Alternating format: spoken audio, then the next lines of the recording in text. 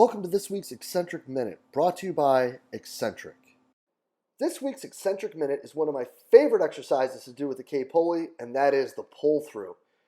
Guys, once you've figured out about how far you need to walk out with the K-pulley, grab whatever attachment you're using for the pulley, walk yourself out there, and really push your hips back at the K-pulley. From there, when you hit that stretch, really punch your hips forward, keep your chest up, and try to extend your knees and your hips all the way through. And this is where one of the major benefits of using a flywheel kicks in, as it pulls you into a deeper stretch as you push your hips back into your hamstrings and your hip extensors, so that you really open it up and stretch everything out in the back. This is an exercise that I'm sure your athletes are going to love to hate, but reap awesome rewards from. I really hope you enjoyed this week's Eccentric Minute. Make sure you check them out at eccentric.com to find out everything you need about the K-box and the K-pulley. Being a strength and conditioning professional requires constant pursuit of better knowledge, better methods, and better means. But what if there was a place where strength and conditioning coaches could learn from some of the most innovative practitioners in the world, such as Jeff Moyer, Lachlan Wilmot, William Wayland, James the Thinker Smith, and Keir Wenham Flatt? Well, you could find multiple lectures from each of these top-level coaches and a few lectures and examples from yours truly as well, all in the Strength Coach Network. The Strength Coach Network is going to bring you well over 100 different lectures from some of the top practitioners in the world to be your one-stop shop for your continuing education and professional development. So hop on over to strengthcoachnetwork.com/CVASP today and get your 48-hour trial for only $1. That's strengthcoachnetwork.com/CVASPS to get your 48-hour trial for only $1. I look forward to seeing you in the Strength Coach Network. Hello, and welcome to the podcast. Today, guys, I have the absolute pleasure of getting to sit down and discuss the physical preparation of tennis athletes with Kris Borthwick. After a real quick rundown of how Kris got down to Winston-Salem, he is going to dive right into kind of his unique perspective of developing energy systems with these athletes, including a really awesome overview of his programming, how he progresses his athletes, and how it all fits together with the court work that they're doing with the sport coaches throughout the yearly cycle. Kris then shares with us, the idea of gears and how he teaches the athletes what these gears are and how this impacts him to be able to better prepare them and to improve the outputs both above and below what the game actually demands. Next, he discusses with us, ways he's monitored with these athletes and how it's helped his program better, and really how it's helped communicate how practice is impacting the athletes at a higher level. Then we finish off talking about the role of nonverbal communication and how that really can increase buy-in, and even gives a sensational example of just how using your hands a little different might help tennis players understand what you're talking about a little more. This is really an awesome talk, guys. I hope you enjoyed it as much as I did. Let's get right to it. Kris, thank you so much for spending the time with us today. Thanks for having me, Jay. I appreciate it. Yeah, man. Listen, I'm fired up about this. This is, again, we've now kind of run into some areas where we're getting a little bit more niche-y with some of these talks, and being able to talk with a guy who's worked in high-level tennis here in the States fires me up, because I've had the pleasure of getting to work with some tennis athletes myself. But before we get into the nitty-gritty, let's let everybody out there know, who you are, where you at, and how you got there. You want me to go all the way back? I mean, might as well. It's going to lead us all the way to where we need to get. For sure. So yeah, I grew up playing tennis and rugby, funnily enough, contact sport. So I really enjoyed that. But tennis was kind of my second love, so to speak. I went away to university back in the UK, and I actually stopped playing tennis when I was there, but trained tennis athletes. The big thing as well, my sister's a big tennis player. She played pro for a little bit. She was a 4-year starter at Florida State. So that kind of got us involved and kind of linked me up with Florida State a little bit down the line, which I'll get to in a second. But yeah, I went to university, not really knowing too much what to expect. I knew I wanted to do something within sports. So I did the standard thing of studying sport and exercise science. 2 years into that program, there was an opportunity. I just saw, like, out of the blue, just this kind of poster on the wall, like strength conditioning internship. I was like, that's how I enjoyed going to the gym and lifting weights and things like that. That seems pretty interesting. So I applied for that and actually I got that position. And then I spent 2 years going through my final year. It's a 3-year program over there, and plus a 1-year master's I did. So I spent 2 years interning under my mentor there, Joel Brannigan, who I owe a lot to, and kind of kept everyone grounded and things like that, and made you definitely work hard. But during that time, one of the big things I did was actually I connected with some of the coaches at Florida State University, Coach John Jost, and I spent the summer there, the summer of 2012, I believe it was, working with the Olympic sports there. So I worked with just a variety of different. I literally just got thrown in the deep end, kind of work here, there, and everywhere. So I did that for the summer, came back, completed another year, first year of my internship, and then went on to finish my it was actually a paid internship there as well, which is quite rare back then. So I was very lucky to have that position. Finished my master's degree, got a job straight out of school as the head of strength and conditioning at a private independent school in the UK called Radley College. So I ran that program for 2 years, and that was more of a participation elements to it as well as performance. So you got to work a lot within the health and wellness of the student body and the kind of performance aspect. We had quite a lot of rowers there as well, 1 or 2 GB athletes, which was quite cool, and getting that experience working with those 2 different populations, which was great. During that time, I actually headed back to Florida State University, used those kind of contacts I'd made there, and worked for the summer with the football team. So that would be the summer of 2015, I believe it was, and I worked under Coach Vic Valoria. Hope I haven't butchered his name there. So I worked with him for the summer with the football team, which was another great experience. Kind of opened my eyes to what kind of American football, as Brits call it, as to what that was. After that, I obviously went back to the UK, finished my final year at Radley College, and I thought if I was going to take the jump to try and get to the US, that I had to do something and put myself out of my comfort zone. I already had another job lined up. I had a job offer to go and work at another school, but I decided to kind of not do that, and I did what a lot of young kind of interns and young coaches do, and just send an email to every school. I sent, I think, about 150 emails. Most D1 schools were covered there, and I got probably 3 responses: the Wisconsin, Stanford, and Northwestern State over in Louisiana. So I actually ended up packing my bags on the drop of a hat and flying over to Louisiana, Natchitoches, Louisiana, to work with Coach Chadwick down there. He was heading up the football program at the time. And I went as a graduate assistant, and I studied sports management. So I went back into school after being out for a few years. And I went in and that was my way of getting my kind of student visa and getting into the American system. During that time when I was there, the assistant coach here at Wake actually contacted me and said, "Oh, would you like to come across and do a little bit of kind of consulting to an extent with our tennis team, just see what's going on?" He's an English guy, so I knew him, and that was the kind of connection there, luckily. So I was like, "Yeah, sure, sounds like fun." Headed across for the week, had a great time, met the guys and stuff like that, and then headed back to Northwestern State. Didn't really think too much of it at the time, and I actually I was only in Louisiana for about 8 months. I got a job offer to actually go back to the UK, and at this point in Louisiana, I was actually sleeping on the floor. I had my duvet or my comforter, and I was just wrapping myself up in that every night and just sleeping on the floor because I couldn't really afford to buy anything. So at this point, when I got offered a full-time job back in the UK, I'm like, okay. I had to take it. Needed some money in the pocket. So I headed back to the UK, and then after being there for about a year, Wake Forest contacted me and said, "Look, we think we've got a position for you. Are you interested?" Depending on the visa, I was like, "Yeah, sure. Sounds great." Couldn't really turn that down, and I didn't really think it would come through with the visa and things like that being so difficult to get. So I was kind of a little bit settled in Bath, and eventually, I think it was 9 months later after they initially offered me the job, the visa came through. I was like, wow. So okay, we need you here tomorrow. So I managed to get a week. So I was out there within a week, go over there as quick as possible. And then, the rest is history. So now the assistant director of sports performance at Wake Forest University, and primarily responsible for the men's and women's tennis programs. And that's kind of my journey around the globe. Yeah, dude, those visas can be tricky. Yeah, for sure. Everyone was a little bit stressed during that period.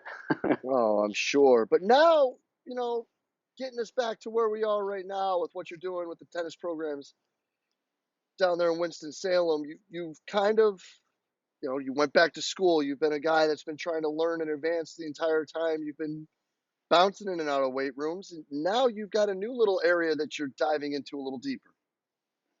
Yeah, for sure. So I've been now in this position for 2 years. And we've kind of, obviously, we're trying to get the basics in place because the basics and fundamentals are what make the difference at the end of the day. But one of my passions, so to speak, is within energy system development. And that's something and obviously, like, tennis has some pretty crazy demands when it comes to it. You play a lot of matches throughout the year. I mean, average on the pro circuit, you're looking around, players playing around 45 matches. Some guys are playing, I know I presented at a conference recently, and Medvedev, who's one of the kind of up-and-coming stars, now a top 10 player, he played up to September 30th. He'd already played 71 matches since January 3rd, which is crazy. Now, bearing in mind, most of these are best of 3-set matches. You're probably looking around 3.5 hours on court, and that's without your Grand Slams, which are 5-set matches. So you've got to be in physically like pretty phenomenal shape to be able to do that for such a prolonged period of time over the year. And bearing in mind as well, you only get such a short off season. Your off season is starting around the middle of November. So you're getting around 6 weeks before the Brisbane International starts in January 3rd, which is where a lot of the pros will kick off their season before they go to the Aussie Open. So they're doing a lot of hot weather camps now before they head over there. So you're not getting a huge amount of time to prepare these guys for the physical demands of what's happening. So my interest kind of came into kind of the energy system development, if you like, within tennis athletes. And I think typically when I speak to a lot of coaches and I speak to one or two guys at different federations, their approach is, okay, so it's a repeat sprint ability sport. We're gonna throw repeat sprint kind of movements and things like that at them. These kind of work to rest ratios, typically anywhere between like 1-5 or 2-5 or whatever it's going to be. And that's what you get. You get a lot of repeat sprint work. And I've rightly or wrongly taken a different approach. And I've said, okay, so they're already getting this approach or these elements and demands on the court. That bucket, as far as I'm concerned, is tapped out. That is full. I've done repeat sprint work with athletes, with tennis guys before, and they just don't really get tired from it. And it doesn't really, I don't think they get too many more benefits from it because they're already getting that for 3 hours a day, maybe more on court. So I take the approach of working above and below the demands of the game. See what the actual demands are from tennis, and we work an alactic aerobic approach, and we kind of funnel it from there. And I took a bit of this idea from Kia, and I know you've got a good relationship there with Kia, but obviously he's a fellow Brit, so I spoke to him a little bit and kind of taken a bit of this idea. But taking that alactic aerobic approach, we can work above and below the demands of the game, and works from the alactic side some of those high energy outputs or high outputs that tennis players don't typically get on the court. So we look at a lot of different movement patterns within tennis. We look at kind of uneven split step, crossover step, cut step, your usual kind of movement patterns. But then we say, okay, even from a 10-yard sprint perspective, I test a 10-yard sprint, or I try to once a week or once every 2 weeks, just so we can monitor that throughout the year and see if we're actually making any significant differences. And just getting the guys to understand what their highest output is huge. Because you get a tennis player, for example, to do a tempo run, and they think they're sprinting, which is madness. So we've got to get them to understand their gears. And then as a result of that, we can look more towards the sustainability aspect on the aerobic side. And I want them again to understand their gears and how they can kind of push through these gears or pull back through these gears, which is where we use a little bit of our tempo runs and things like that on the lower end. So our higher end, staying with the alactic work, we're looking obviously early on, build that ability, kind of train the central nervous system to move fast, whether it's through moving weights fast, jumping, throwing medicine balls, sprinting, cutting, that type of stuff. And then slowly but surely expand that envelope through alactic power into alactic capacity. We'll tap on that for 2 weeks. Typically this year I ran an 8-week model, 8-week block, and we went 2 weeks alactic power, 2 weeks alactic capacity. Then we actually moved into a little bit of lactic power, and then lactic capacity finally, just for 2 weeks. I just wanted to touch on that lactic ability, especially the capacity stuff, just for 2 weeks, just because it is very kind of taxing on the body for them. And I want them to know it's a place that they've been, And to be honest, it's more of an insurance policy if they're going to be doing whatever it's going to be on the court. And all of a sudden, maybe they go a 40-ball rally, then all of a sudden they're ready to go that, and they know they've been there and they're confident with it. And I think one or two kind of coaches forget that if we look at how long an actual rally lasts within tennis, the average rally length is 4 shots. Now, obviously, averages can be deceiving and surfaces change, but in college, you're looking around 4 shots. So that's a serve, return, 1-2, and the rally's over. So that's more alactic than you actually think. Now, obviously, we've got to be able to be ready to go 8 to 15 shots as well for for some of our points, should I say. And that's going to be underpinned by our aerobic development. So I want us to be able to resynthesize the ATP and everything like that as quick as possible by having a well-developed aerobic system. So we've been pushing, we went from kind of as the guys first get back on campus within the aerobic, we go from a 1-to-4 work to rest ratio and just slowly bring it down over time, just using from extensive to intensive, general to specific, and just slowly bringing those rest periods down over time. And then within that as well, it's actually something I've got 1 or 2 online clients as well that I work with within swimming, and I try to kind of use them as guinea pigs a little bit. Hopefully they're not listening to this. But yeah, I use them as guinea pigs, and I test out some kind of lactate tolerance work and lactate clearance work. So I'll do something like 12 seconds on. If we're looking to improve the lactate clearance within the shoulder, we'll go 12 seconds on, 45 seconds off with an overhead plate press, and then we'll drop it quickly and we'll go 2 seconds up, 2 seconds down with just a PVC pipe. And then we'll do things like lactate tolerance. It'll be 20 seconds on, 20 seconds kind of active rest, and then 20 seconds rest as well. We mix that up between our, sometimes we introduce that with some of our tempo work as well to make it a little bit more specific to tennis. So we'll do a 20 second towards our more intensive end of the spectrum. We'll do a 20-second tempo run, followed by maybe some body weight squats, and then we'll move into some rotational forehand and backhand movements, just to make sure that we're actually clearing the lactate out of there as well. And to be honest, I've had some very good results with that, especially within the swimming population. I've had guys and girls both hitting, or a few of them hitting PRs from using those specific methods as well, and that is something that we've started to adopt within tennis. So those methods have definitely been pretty useful in that as well. I love that entire process that you have put together and how we're looking at that individually now. But as we both know, when you're dealing with a tennis player, there's an exceptionally large amount of on-court work that they're doing at all times. How is that volume taken into account with this as it progresses? So as we come out of that initial 8-week block, typically a lot of our movements, or whether it's conditioning, we implement into practice. And as we're in practice, then that's where I communicate with coach and say, okay, maybe it's this quality we need to work on this week, and within the skill element as well. And we build it essentially into drills, and we try and make everything a little bit more competitive as well. And to be honest, we make it more game specific, because that's what we're there to do. We're there to make them kind of a master of their sport, or as Kia would put it, a PhD in their sport.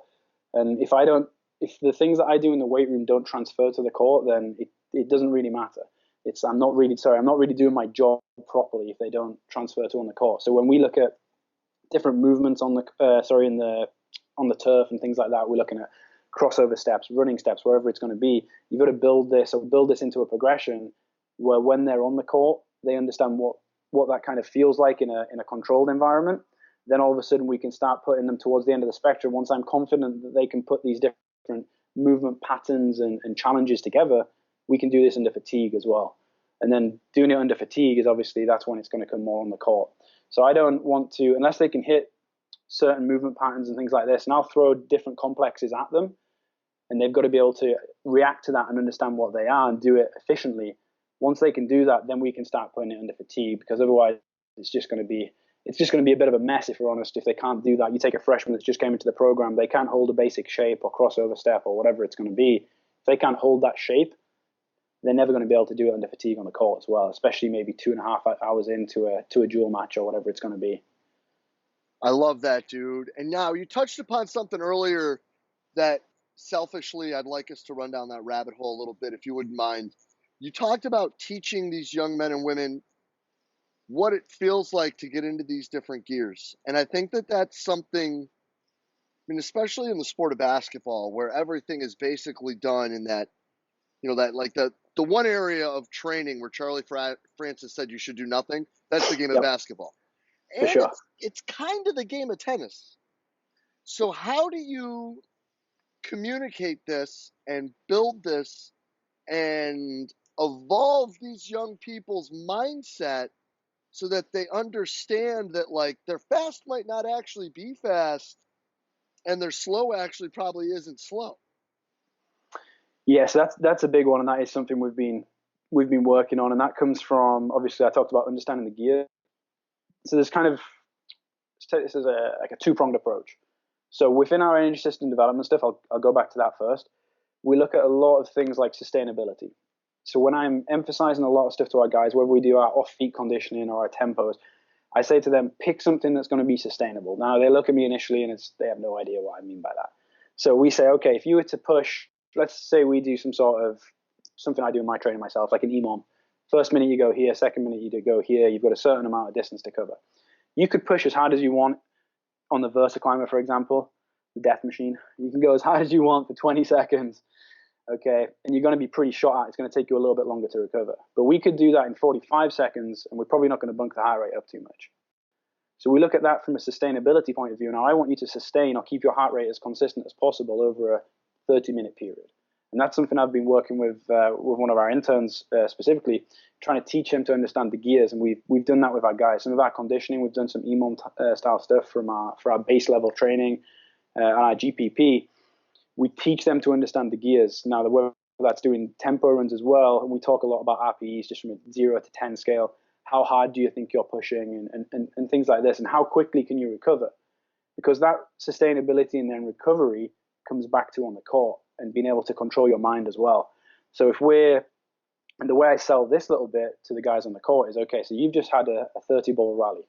You're pretty gassed coming off of that rally. You've now got 20 to 25 seconds to recover, go to your towel, wipe the sweat off your forehead, wherever it's going to be, you don't have a chance to get a drink. Think tactically about what's going to happen next. How can you kind of beat your opponent, or how can you outmaneuver him, whatever it's going to be. Think technically about maybe what went wrong or what went right in the last rally. And all of these things, you're trying to think and control your emotions at the same time, because maybe you just lost a 30-ball rally. So as they come off, and then maybe we're doing some intensive tempo or whatever it's going to be, they've came off the kind of woodway treadmill, they're pretty fatigued, and now it's all of a sudden bringing their mind back down to be able to control themselves and get themselves back into this state where they can refocus and go again. And so one of the two of the things that we've been looking at there is, okay, between sets, not necessarily between reps, between sets we maybe put some sort of math puzzle on the whiteboard, and in groups of 3 we've got to answer that, because we've still got to be able to concentrate and understand what's going on as we go back, well, between points, and then obviously between reps and sets as well. And that's just trying to get them to think along that line. Now, I think gears has got something definitely to do with that as well. Obviously, the harder you push, the more you're going to fatigue and things like that. But going into the detail of a little bit more with the gears, we've done like 5-second sprints on the woodway and just try to show them what their actual outputs are. And even when we sprint over 10 yards, like, this is your maximal output. Okay, now we say, okay, let's take a percentage of this power output, and let's just say, okay, so when I get you to run tempos, maybe working at 60% or whatever it's going to be, we pull that down and we show them what that wattage is actually going to look like. And it's like, okay, that's when it clicks a little bit. And to be honest, those treadmills have been huge for us. We've done a lot of like tempo work and restorative work on there as well, and the guys love it because it's a lot lower impact than what they do on the court. And I know you mentioned before, it's like the impacts between basketball and tennis can be pretty similar. You've got some reasonably similar movement patterns there. And for me, a lot of our conditioning is actually done off feet and things like that. And I class the treadmill as off feet just because the impacts are a lot lower. And that's something that by doing that, we've managed to get them to understand this is the gears, this is sustainability. I want this workout to be a 7 out of 10, guys. Can you do that? And it's a lot of communication between the coach and the athlete. And I'm constantly asking them, okay, where do you feel you're at now between 0 and 10? And we've explained that kind of RPE scale to them. That 10 being you're dying not far from the hospital, and kind of explain it and expand it along that scale. And I think now it's taken a bit of time, definitely wasn't an overnight fix by any means, but now I think they understand that, and I can be like, okay, guys, you got a restorative session here, no harder than like a 5 out of 10, for example, and I could give them a few exercises, and they can just flow through that now as well, get the heart rate up just a little bit, and kind of actively recover, as well as get some good aerobic benefits from that. I dig that, man. Now let's back up just a little bit here. You talked a bit about RPE, and you also mentioned heart rate. Are those things you're tracking and looking at together, or are they independent upon each other? We've used heart rate. We've tracked heart rate on these when we do this type of stuff as well. And to be honest, it, as a lot of the research shows as well, it does just correlate quite nicely. 6 out of 10 is probably around 60% and things like that. And I think from a time standpoint, getting the heart rate monitors out in the gym, and like I say, we have done it. We have done it on court. We use the heart rate monitors more on court to see what the demands of certain drills are from a coach's point of view, so the coaches know how hard each drill is. Because as I'd imagine a lot of the listeners know, the coaches often don't understand how hard the drill is themselves. So we'll go through, whether it's a 4x4 kind of protocol, so we're working 4 minutes on, maybe 4 minutes off for 4 sets, or whatever it's going to be. We're trying to push quite hard there, but maybe it's identifying what movements on court are going to elicit that response. So we use a drill for that type of heart rate response. We're probably going to look at something like a 2x1 line drill. And the coach, if I speak to a coach, he knows exactly what that is. I'm saying, okay, for our conditioning element today, we maybe need to hit like a 2x1 line for a few sets of 4 minutes. And then straight away they start thinking. And I think a lot of that comes down to the terminology and understanding the tennis movements as well. And just getting a little bit more involved in the sport. Now, if I can see where an athlete, maybe I can take something that I've seen when I'm doing a one-on-one session with a guy and kind of say, okay, this is where we need to emphasize a little bit more, from like the push from the back foot or inside edge of the foot to get over there on the crossover step or whatever it's going to be. I think being around on the court definitely helps that as well. And that's kind of quite lucky with what I'm within my position, working just with tennis. I can be on the court and over at the tennis facility a lot more than necessarily just maybe having to spend a lot of my time in the weight room. No doubt, man, because understanding how to communicate and all those things just comes back to meeting everybody where they're at.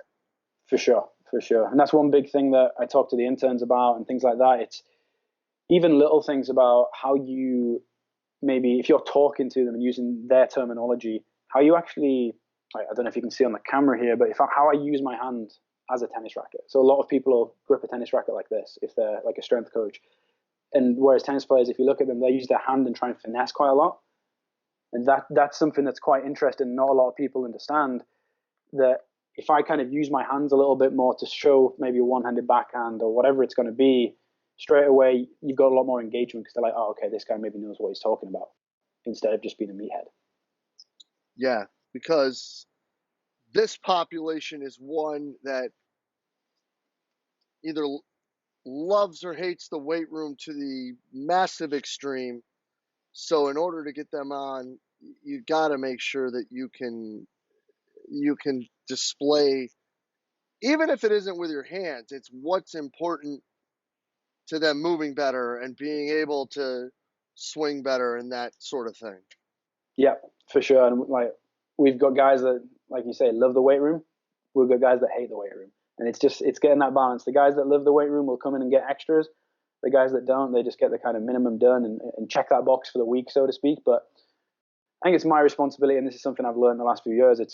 I've got to make that a real enjoyable environment for them to be in. It's not just necessarily come in, check the box. It's come in and make sure that they feel like they're enjoying it and getting something out of it. Now, sometimes certain players like to just feel like if they just do a weight session, maybe they're not like fully sweated and feel fatigued at the end of the session.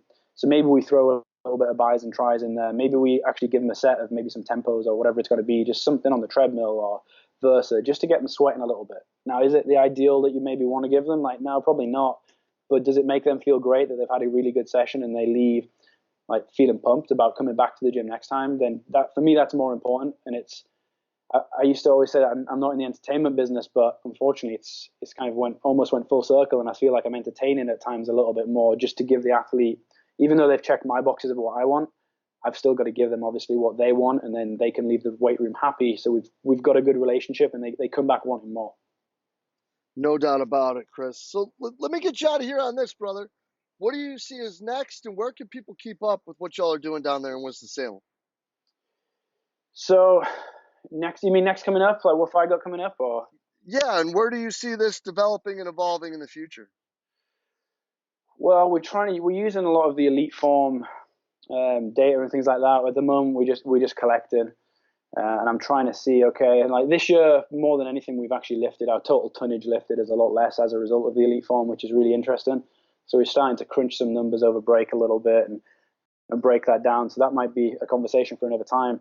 But I definitely think it's like you said, tennis players don't necessarily love to lift weights.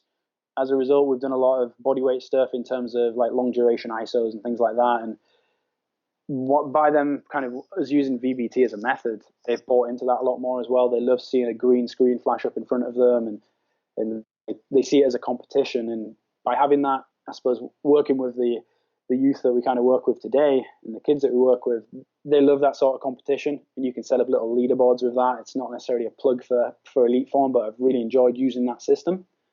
And I think the kids have bought into that as well. So hopefully we start to utilize that a little bit more. That's relatively new to me as well. So I'm kind of learning as the kids are with that. But hopefully, like my long-term plan is definitely to allow, well, to learn more about tennis myself, and then help educate the coaches on that process of, okay, this is what our athlete looks like. We still need to educate them, because at the end of the day, like a lot of the guys that come through our program are looking to be professional players. So they come in day one and they're obviously a freshman. They're probably not physically developed. One or two of them are because they've been with their federation. But that is a rarity. But my job is, I see it as I'm trying to create a pathway in an education program. Now, if these guys can't take a warmth for themselves, then I haven't done my job properly, because they're going to be going out on the professional tour, and they play a lot of pro matches within college as well, especially in the fall. But if they can't leave the program, even at the end of year one, and go to these summer kind of pro tournaments and actually like take themselves for a warm up and cool down and kind of fuel themselves correctly, then I haven't done my job. So I think first and foremost within all of this, it's an education program before you get into the sets and reps or anything like that. And it's kind of making these guys understand that these are the boxes that you've got to tick. And if anyone does want to reach out to me, I'm on Instagram most of the time. That's probably where you can get me. Don't really do Twitter, so that's at Kris Borthwick, KrisBorthwick. And then if you just go to the same email, or the same name, sorry, at iCloud.com, just drop me an email and I'll get back to you. Love it, brother. Truly fascinating and fantastic stuff. Keep up the great work down there, man, and truly appreciate all you're doing. No worries, Jay. Thanks. I appreciate the opportunity. Yeah, man. Cheers. We'll be in touch real soon, brother. Thank you. Thank you. And a huge thanks to Kris Borthwick for spending the time with us today. Guys, just some open, honest, candid sharing, and a coach really laying it out there, giving some great examples that you can take and be better with your athletes. The idea of thinking about how you use your hands in conjunction with their sport to help communicate better really can transfer to all sorts of games, right? And he's right. We think grab with that fist, but tennis players are really loose and open with their hands when they use the racket. I think that's a sensational example. And then how he taught them gears. I think that's super important, because I think more and more today, kids think that they're working harder than they may be, or the things that are easy, they're actually probably working harder than they need to be. So teaching them to understand that, I mean, those two things right there are absolute gems. And I can't thank Kris enough for being so open, honest, and candid with his sharing today.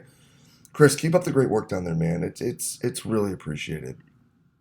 And as always, guys, if you did enjoy the talk, please share it through the social media outlet of your choice, Facebook, Twitter, Instagram, whatever it may be.